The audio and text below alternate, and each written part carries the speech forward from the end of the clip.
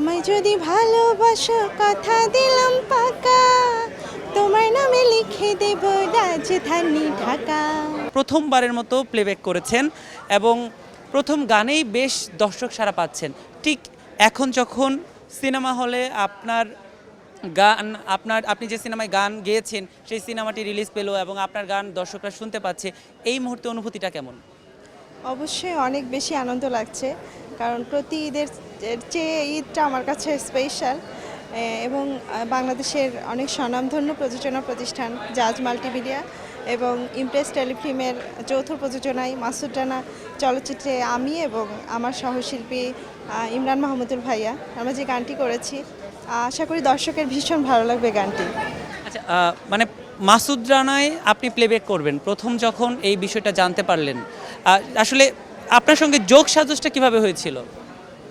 সত্যি বলতে মানে আমার গানের যে গীতিকার শ্রদ্ধেয় শালম সরকার, গীতিকার এবং সুরকার, ওনার মাধ্যমে উনি আমাকে আব্দুল আজিজ ভাইয়ার সাথে, শ্রদ্ধেয় আব্দুল আজিজ ভাইয়ের সাথে পরিচয় করিয়ে দিয়েছিলেন এবং এই গানের বিষয়েই শুরুটা আমার সাথে কথা হয়েছিল যে এই গানটা আমি গাইবো এবং আমার কোয়ার্টিস্ট থাকবেন ইমরান মাহমুদুল ভাইয়া।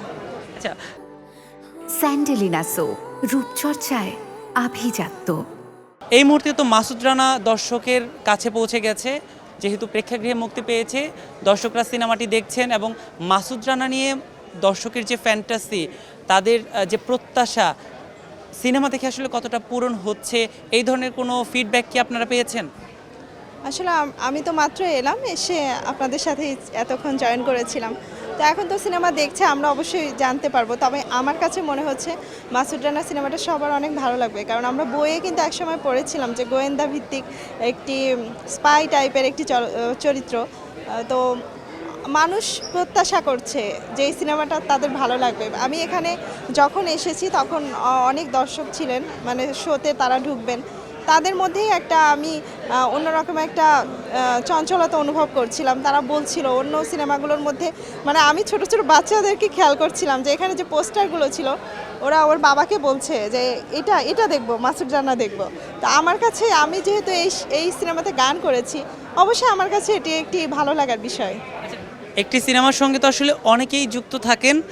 আমরা নায়ক নায়িকা প্রসঙ্গে যখন কথা বলি তখন আমরা ধরে নিই আসলে সিনেমাটা কেমন যাচ্ছে সেটা জানতে চাই, কিন্তু যখন একজন গায়িকার কাছে আসি, আপনার গানটা শ্রোতারা পছন্দ করছে, তো গায়িকা হিসেবে তো অবশ্যই এটা আপনার ভালো লাগার প্রথম প্লেব্যাক এবং প্রথমেই আপনি ভালো সাড়া পাচ্ছেন, আপনি আপনার গানটা নিয়ে কী বলবেন? গানটা অবশ্যই তো আমাদের কাছে ভালো লেগেছে। আমি এবং আমার কোয়ার্টিস্ট ইমরান মাহমুদুল ভাইয়া গেয়েছি।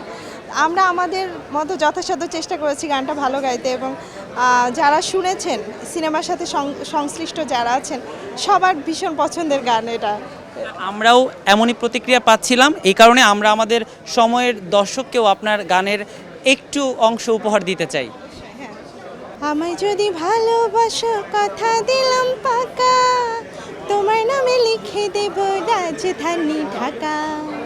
কাজী অফিসে গিয়ে আমায় যদি করবে, কাজী অফিসে গিয়ে আমায় যদি করবে ছেড়ে হিংসা দেশ, তবে তোমার নামে, তোমার নামে, তবে তোমার নামে লিখে দেব পুরো বাংলাদেশ, তবে তোমার নামে লিখে দেব পুরো বাংলাদেশ।